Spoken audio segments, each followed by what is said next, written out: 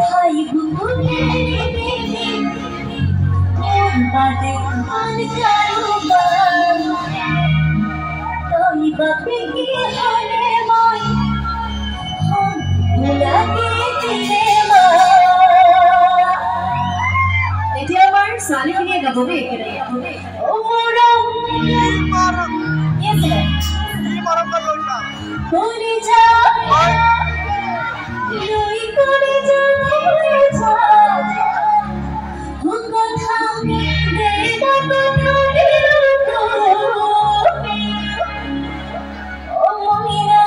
তুই না যদি হয়ে যা